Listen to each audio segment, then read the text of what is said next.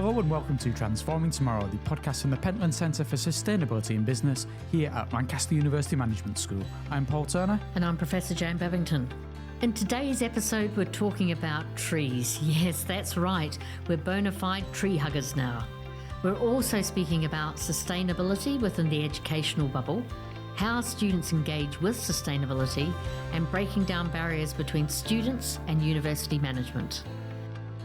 Key question today, Jan. How do you feel about young people? Well, I quite like young people. I think they give me a bit of hope and a bit of verve. I feel a bit sorry for them as well, because the world we're leaving them with has got a bit to be done. So you're not of the grouchy neighbour shouting at the people as they walk past, telling them to stand up straight, etc. No, not yet anyway. Maybe it's still ahead of me. Is that you're waiting for retirement to take on that persona? Indeed, indeed. Yeah. It's quite advantageous that you're not of the all young people variety, because you do work in a university. Indeed. And today we're going to be talking about young people and students and their attitudes towards sustainability. Because a lot of the time we've talked to people in business, we've talked to researchers, we've talked to people who've been around for many, many decades. We've not talked to the people who, as you say, are going to be inheriting this earth from us in so many years' time. And I think that that's a key perspective that we need to consider. Absolutely. And as you say, in a university setting, there's a lot of young people here. They're here to gain education in specialist areas, but we also hope and try to design into the estate they might learn about sustainability as well. Do you think we should speak to someone who has a lot of experience and knowledge about working with these young people and not shouting at them and going, stand up straight? I'm really worried about your characterisation. I think this is you that you're channeling, not me. So yes, let's talk to someone who knows their business in this area. Yes, we're joined today by Darren Axe, and Darren is the Students Organising for Sustainability International Membership and Engagement Manager, and for a while he was the lead for Green Lancaster, and ironically, given his name, he helped grow lots of trees. Yes, I've always found that, I'm sorry Darren, but I've always found that quite hilarious because I'm juvenile. I dare say no one's ever dared mention it to his face until now. Hello, Darren. Hello. Did you get a lot of bad jokes about axes and trees? Absolutely, yes. Yeah. Sorry to replicate that. Yeah. We're nothing if not unoriginal. Beyond being an axe, can you tell us a little bit about your background, how you came to be working with student bodies to champion sustainability? Sure, yeah. Jury's out on whether I class as a young person myself. I've been on the planet for 3 decades, to build on your point, Paul. Hopefully I certainly can speak to the point and feel like I have a strong connection with young people through the work I do. So, Pausing, Darren. Only been on this earth for 3 decades. I class that as young, Jan. Yeah, me too. Yeah, you may carry on. Okay. I'm a geography graduate of the Lancaster Environment Centre here, 2009, and I've always had a strong interest in kind of education and pedagogies really for sustainability. I've got a real kind of keen interest in and an eye for kind of co-curricular learning. Back to the trees analogy, more about putting them in the ground than chopping them down for sure, and getting people hands-on with kind of nature and a real focus on community building and collaborative leadership. And yeah, it was in September 2009 that I started work with Green Lancaster as a graduate intern. Actually, within a few short months of my time working within the student union, my role kind of accelerated and I found myself picking up the remit of coordinating the whole programme. So that led to a whole manner of new and exciting experiences that I never sort of expected to be in that position, sort of like at age kind of 21, just coming fresh out of an undergraduate degree. See, he looks young now. I can't quite picture Darren at 21. I can only imagine he looked like a baby. Well, I suppose that's one of the generational things about working in university is that I don't necessarily feel that older, but the students definitely are getting younger. Yes. Yeah, no, I totally appreciate that. Yeah, I definitely do. I've worked in universities for less than a decade, but even in that time, the students seem to be getting younger and younger. Yeah. I'm assuming we're recruiting them as fetuses now. That'll be the next step. You've talked about Green Lancaster there, Darren. We don't necessarily know that much about what Green Lancaster does. So can you tell us a little bit about the work that it carries out? Sure, yeah. So throughout my involvement in Green Lancaster, it was a great kind of 15-year chapter of my life, and it was really enjoyable. So Green Lancaster was a sustainability partnership of the university and the Students' Union. It was kind of set up by a postgraduate student, Tom Roberts, in 2005. And then in 2009, when I sort of came on the scene as a fresh graduate, it took a leap forward through a Catalyst grant that we received that was match funded by the institution. And this was all about a focus on engaging students in environmental volunteer work. And from that kind of platform, we kind of co-created this community of practice around sustainability. And it was all very invitational. It was about inviting students to bring their ideas for kind of systems change rather than prescribing a particular journey upon them. Through this kind of approach, we really created some diverse projects with hopefully some transformative impact locally, nationally and globally. So our student teams kind of engaged in a range of projects, from creating a dedicated on-campus space for sustainability, the Eco Hub. This featured an organic garden, forest garden, wildflower meadows, hedgerows, but also importantly kind of a social space in a historic barn to really kind of bring people together, and an educational space, that kind of living the transformation through collaborative learning. We did a lot of projects looking at upcycling student belongings. Got to remember that campuses are places where students live, they consume, they undertake daily life. So there's a lot of equipment and material that becomes redundant when students kind of leave for holidays or at the end of the year. So we designed a great project, Don't Ditch It, that looked to upcycle those kind of materials, and working in partnership with local charities to distribute those, but also to sell them back to students and generate kind of revenue for the organisation.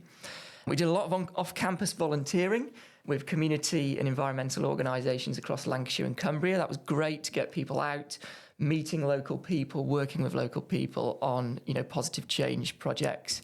And then last but not least, we designed kind of experiential learning expeditions, I like to call them, around this kind of systems change theme, sustainability and leadership. And we got some great, exciting destinations, from the kind of wild Isle of Egg off the west coast of Scotland through to the Swiss Alps. So that was kind of some of my more latter projects around that. And I'll just point out, I've come across Darren before because 2 years ago, we helped take part in the foresting of the Forest Hills, which used to be a golf course, but despite its name, didn't have so much in the way of forest, because with golf courses, you have the wide fairways and stuff. And as part of our team, we raised money for people who travelled sustainably to open days here at Lancaster Management School. Money was then given towards Green Lancaster to go towards reforesting that, and so money went towards it. And then as a team, we went and planted trees. And every year, because the Pentland Centre has an annual get-together at Forest Hills, I always be sure to go and check on how those trees are going. And I'm pleased to say they're growing really well, some of them, although some of them might be dead. But that's the chance you take when you plant trees. Not all of them are going to survive and grow to be mighty oaks. None of them are going to grow to be mighty oaks, because I believe they're all like yew trees and beech trees and things like that. But yeah, that's how I've come across Darren. And very much there is an active presence of Green Lancaster for staff and students. People definitely know it's there. It may be a student organisation that it started out with as part of the Students' Union, but staff very much know about it and, take part in stuff with it as well. And I approve a great deal you go and check on trees, because I think that's one of the things. If you plant a tree, it's not plant and forget, it's plant and love, isn't it? Which I think is... A tree is not just for Christmas. Exactly.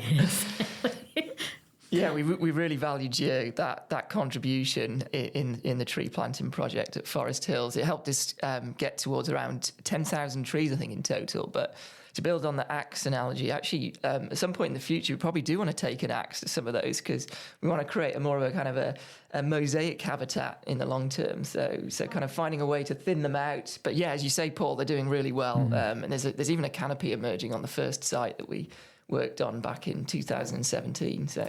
And this is where it's again all connected together, because when it comes to the thinning, I would like to be there with my my green carving equipment in my hand device. And say, can I please have some of this wood? Yeah. You've been down to go and massacre something with a chainsaw for far too long, and this is going to be your opportunity. No, just little pieces to make little spoons. That's all I'm after. So you're going to make spoons out of the trees? Yeah. So one of the trees that I planted may one day be a spoon in your kitchen drawer? Oh, well, if it is your tree, I'll give you the spoon. How's that for a deal? Yeah, I don't know that honestly you're going to be able to identify which are specifically my trees and which are the trees that have been planted by colleagues and friends, etc. But yeah, no, that's a thought. Yeah, it is a thought. I don't know how I'd feel about having a spoon made from a tree that I planted. I'd be both happy and sad. Well, let's see if we can make that happen. Now, Darren, I'm quite interested about like the hub. And the hub might look quite familiar to students who come from the UK in terms of there's raised beds, there's vegetables, there's apple trees and those sorts of things. What do the overseas students, how did they interact with that opportunity? Great, yeah. I mean, one of the really interesting components of Green Lancaster was how it managed to bring together multiple diverse communities. And actually, we found that some of our most significant kind of student engagement actually came from overseas students. And I think it was about providing a space for community with a very invitational approach. So going back to that point around there being no kind of predefined necessary outputs or outcomes, and then bring people into a nice space, indoor or outside, depending on the weather. And actually discovery, so that kind of real sort of like hands-on with plants and nature, and that ability to just have conversations was a really sort of valuable space that the hub provided. It was outside, it operated sort of like outside of any kind of traditional social norms around the kind of UK university higher education experience, and it was very accessible. It was within walking distance of the Alexandra Park kind of student village, where there was kind of over 3,000 students, and particularly with the graduate college, a lot of overseas students based there, so they would find themselves kind of walking through the space in their own time and then go, oh, I wonder what's going on here, and then maybe meet some fellow students doing some kind of gardening there or something, and the rest would follow naturally. And I really like that, because sometimes if you come to a university from overseas, you actually don't get to meet very many people from the place. And so also the community outreach element of that would be, I'm sure, very welcome as well. Now, we've talked a lot about Green Lancaster, but Darren is no longer with Green Lancaster. I'm not entirely sure if they fired him, but let's assume not. Let's assume it was an amicable separation. Darren, you're now with Students Organising for Sustainability. Can you tell us a little bit about that initiative and what kinds of activities you undertake? Absolutely, yeah. So this was a super exciting kind of career move for me that came up in summer of 2024. So it's a very fresh experience for me. Now, Students Organising for Sustainability is kind of a national initiative here in the UK. And there's two core components. There's a UK charity, Students Organising for Sustainability UK. So this is now quite a large organisation with over 45 full-time staff. We're a spin-off of the National Union of Students. And within SOS UK, there is a dedicated but relatively small sub-team operating under the SOS International brand. We have an international team. So the staff team, there's two of us here in the UK, and we also have 3 part-time kind of marketing and promotional staff based in Ghana. And we're about galvanising and bringing together a student and youth-led network of organisations working on sustainability, environmental, climate and social justice. So we're about scaling programmes and campaigns that are happening within individual member organisations. We're about strengthening the capacity of those individual member organisations so that they can go further and faster on the work they're doing on those kind of super exciting topics. And we're here to amplify and advocate and influence for systemic change through government, NGOs, corporations, etc. Within SOS International, we have a rotational presidency that represents some of our core member organisations. And the current presidency from 23 to 2025 is currently the All Africa Student Union. So our president is the Secretary General of that organisation, Peter Kwasi-Kodi. We also have a volunteer board who represent, again, some of the core member organisations and the hosting through SOS UK. And just to kind of reiterate, SOS UK is very much a sustainability and education charity, and it's all about kind of building that case for students to have the skills and attributes relevant to the climate and ecological crisis, and to transform the purpose of education and create a system that is fit to equip our young people and students with the skills and attributes for the planetary emergency agenda. Doesn't sound like they do very much. A bit lazy. No. From what you've already said about the stuff at Lancaster, it sounds like there's a very engaged population of students here. What have you found when you're working more broadly with young people and students with regards to their attitudes and engagement with sustainability issues? Is Lancaster an outlier, or is it very much straight similar across the board? Yeah, I think that's really interesting. I think with ever so many kind of contemporary issues facing, any kind of sector of the population, but if we think about students and young people, from kind of living and higher education costs to, the level of inclusion, well-being issues, career prospects, so it can sometimes seem like there's an overwhelming number of kind of competing issues on the front line. And perhaps sustainability can often be seen as just one of those things. But I think our role as kind of professionals who support the young people on this agenda is to make sure that we are promoting the cross-cutting nature of sustainability and how it kind of actually knits together all of these kind of isolated or siloed kind of issues. And we should be here to support and empower students to be able to co-design a future that kind of actually responds to trying to, transform solutions to all of those things through the lens of kind of sustainability, if we want to call it that. But, really the name is kind of trivial. It's actually the doing part and the creating that's important. And in your experience, what are young people worried about with regard to sustainability? And I, of course, appreciate they'll be worried about, jobs and, housing, a whole host of issues. But what do they really sort of hone in on when they're thinking about sustainability issues?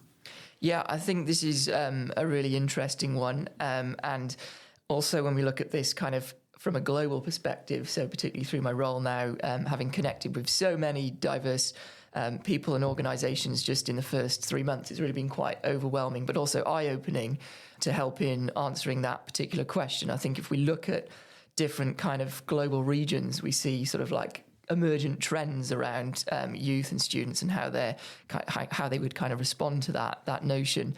So I think, generally speaking, there's certainly been this kind of emergent feeling of climate anxiety, with young people, and how kind of any amplification of some of the sort of changes we're seeing now in social and planetary systems with kind of warming scenarios of 1, 2, possibly 3 degrees, how that will really impact on their ability to live and thrive in the future if we're, looking at exceeding planetary boundaries or collapsed social justice foundations.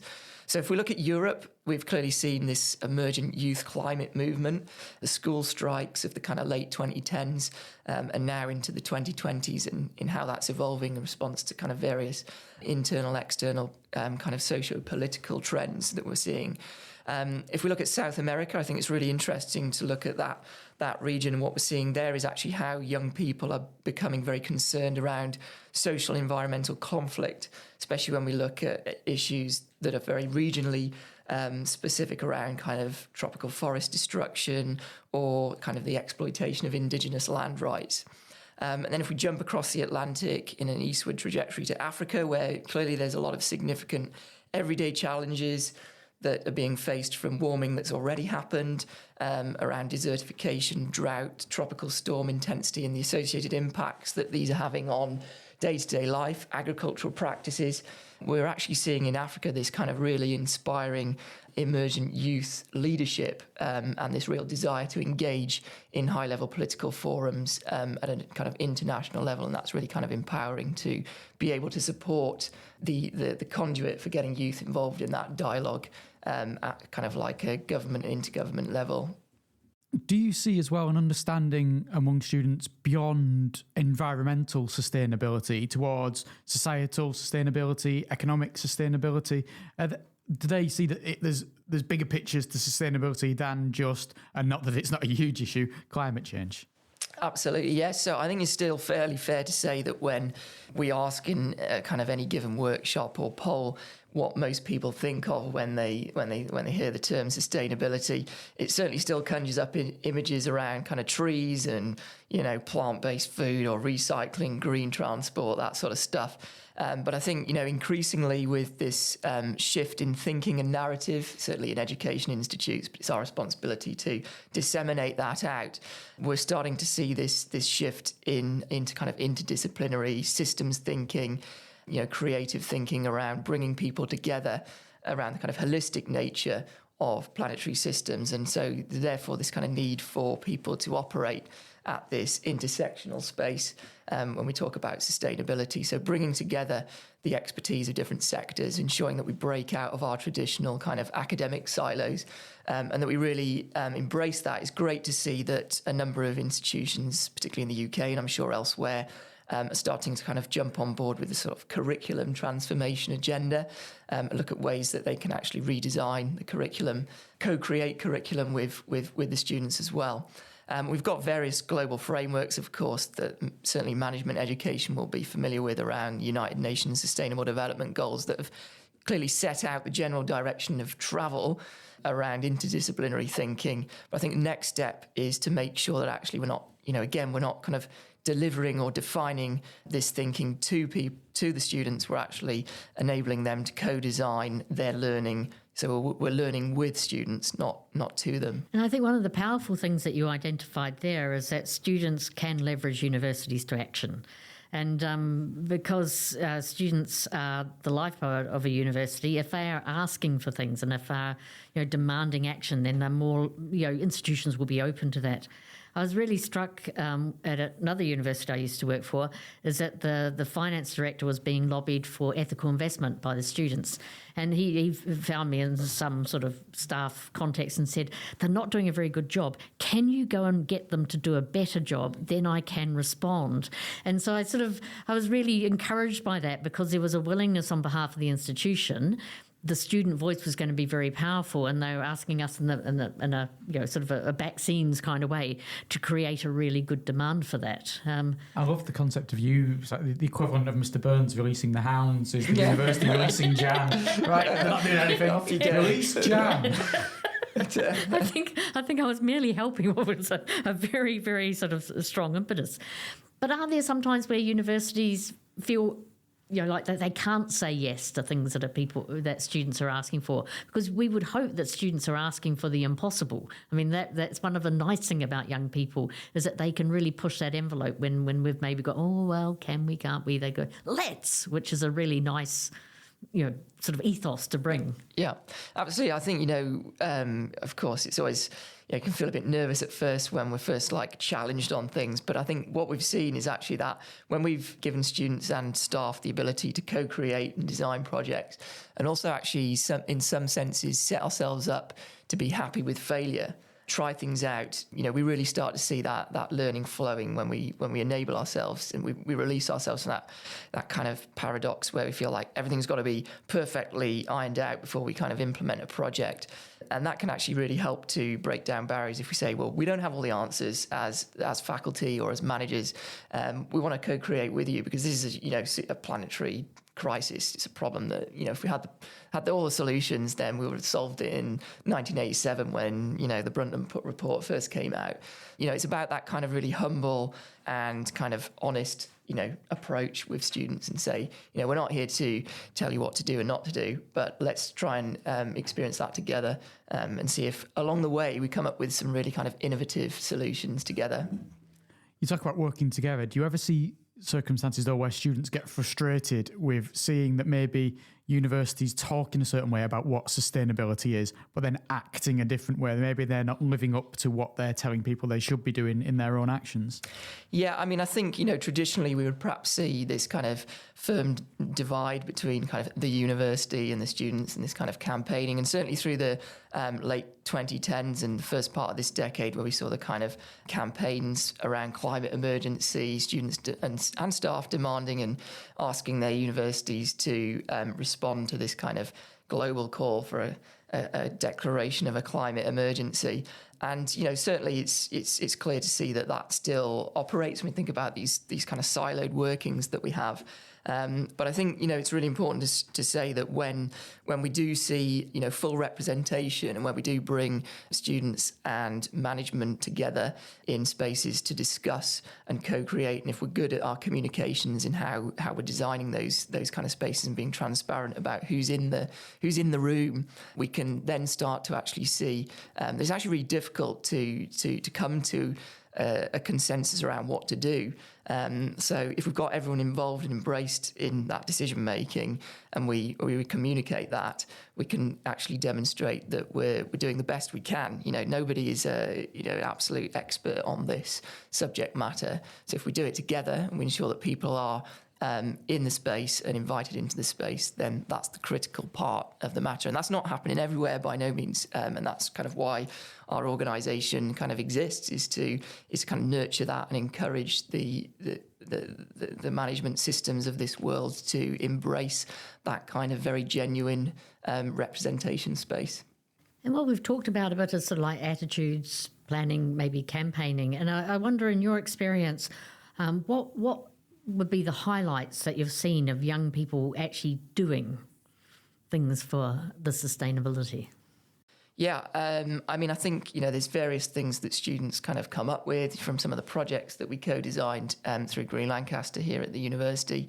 I think, increasingly we're seeing students wanting to engage in programs. If we think back to the kind of curriculum of a university, we're seeing sort of like over 60% of students through some research that SOS UK have done. We're seeing 60% of students wanting to see sustainability attributes embedded into the curriculum and the learning fabric of the institution. And it's great to see, as we discussed earlier, many universities and other educational spaces respond to that by transforming their curriculum. But, really having the opportunity to engage in these really quite innovative change programs, organising and kind of leadership related programs that really get students to come together, build collaborative partnerships with organisations that are particularly outside of the university bubble, get out there into the real world, experience what's going on, and then co-design with those organisations solutions to the problems or the products that they're trying to invent to solve these problems. So there's been this real kind of mindset shift, and students are helping to kind of design that. And I think that's really exciting to see right now. Let's bring things to a close, because you seem to be talking very positively about young people and students. He really isn't the kind of person who's shouting at them out of his window, waving a stick, railing against the next generation. What's inspiring you about students and sustainability for the future? Yeah, hopefully I'm the kind of person who remains optimistic in this space. That every day there's new doom and gloom stuff around, the planetary crisis. But, I think what speaks to that the most in the most positive ways, that I think the spaces where I find most motivation is when I'm kind of in a community that is kind of collaboratively building solutions to this great call to action. I think, when I was working in a campus environment, it was always really exciting to kind of see what the next chapter or cohort of students would bring in terms of ideas. And it was really great to support a community of student leaders and see their kind of student experience evolve from their first year to their third year, and how they would change and the things that they would learn and how they would learn new things about themselves. And then when they would graduate, they would find that they were looking for a lifestyle or a career that was completely different to the prerequisites that they entered with when they came to the university at Freshers Week. But I think in terms of like university and education space in general, obviously I've spent my whole life in them, so it's important to make sure that you're thinking about everybody that's outside of that education bubble. But we've seen a real shift in the narrative, and that excites me more, about kind of actually, as much as possible, breaking outside of the bubble and engaging in the real world. Through my kind of my time at Green Lancaster, that was always the intention, was to work with local, regional and national, international organisations to build kind of partnerships, these expeditions. And, obviously education is transformative. It's the space where mindsets, values evolve. So we need to make sure that these spaces are diverse, inclusive, participatory. So they offer students the opportunity to define what happens in the space. It's not just a product that they're being sold. And I think on that point as well, it's thinking about education and how we actually make that accessible to all. Thinking about SDG 4, quality education. it's imperative that we find solutions at the kind of collective level to break down entry barriers to education, particularly around cost and affordability. I think we've seen increasingly in the UK and across Europe this shift towards, paid higher education fees in the last 20 years, an increase in the kind of direction of travel of that. That's worrying in many senses. It kind of defines a certain direction of travel. So breaking down that and finding ways that we can actually, make education genuinely accessible to all again is really important in the next decade. And, we can only really expect sort of like systemic solutions to emerge if the learning environment itself is kind of inclusive and representative of all kind of communities around the world. Lancaster's in a really exciting sort of journey on that internationalisation, whilst I was here and increasingly now.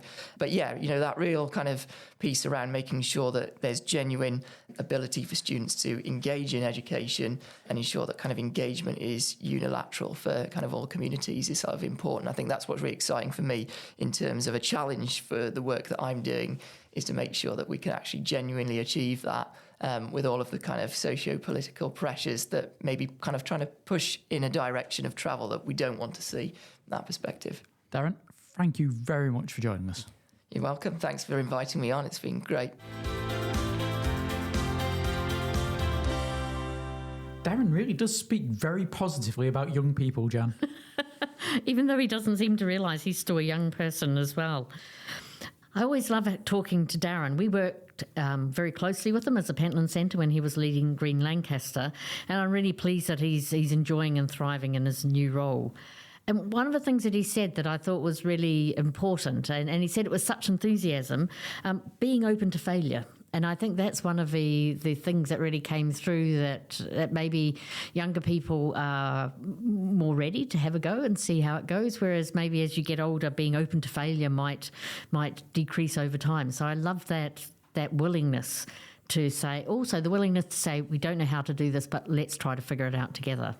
I think especially with the organisations Darren's working with, having those young people there who maybe don't, sometimes, you don't worry so much if you fail because you don't feel the great responsibility. You're not going to get fired from a job if you fail whilst doing something like that. It gives you a bit more freedom.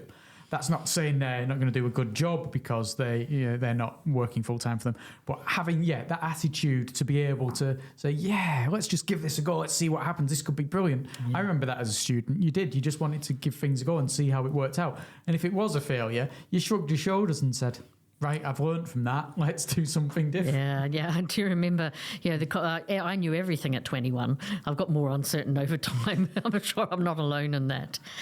The other thing I've found really interesting, especially as he's moved into his new role with Students Organising for Sustainability, is these different flavours and nuance of sustainability in different parts of the world.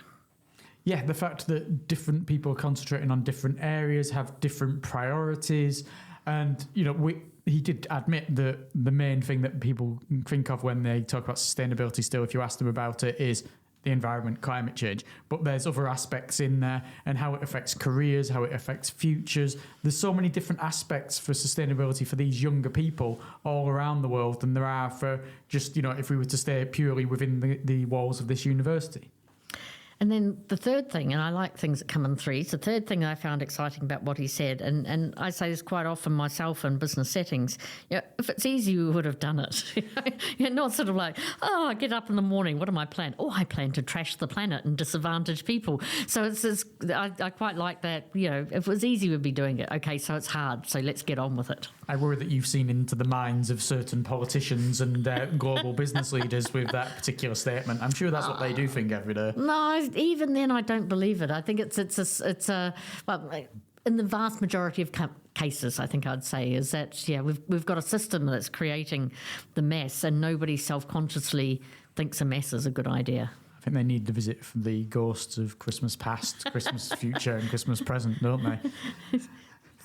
I'm trying to make that into a sustainability analogy and I can't, so I'll think, yes. There's the past, the bad practice, the present, which is the transition towards the future, which will be good practice. The three horizons. Yes. And that is what we spoke about with Julia and Knut from IMD in Lausanne a few weeks ago. Yes, indeed. See, always in my mind, Jan, I never forget anything. Yes, indeed. That's my own name, postcode, and various passwords for computer accounts, but that's by the by. Excellent. So do you know who we're speaking to next? Yes, we're going to be looking at the Anthropocene again, this time with Martin Quinn from here at Lancaster University Management School. Oh, that'd be great. It'll be a great build on Hendrik Osterblom's contribution to the podcast earlier on as well. It will. We'll be discussing various different areas around the Anthropocene where Martin's research fits into it and how this new age of Earth, essentially, works, affects us, what it might mean for the future. Brilliant. Bring it on. Until then, thank you very much for listening. I'm Paul Turner. And I'm Professor Jane Babington.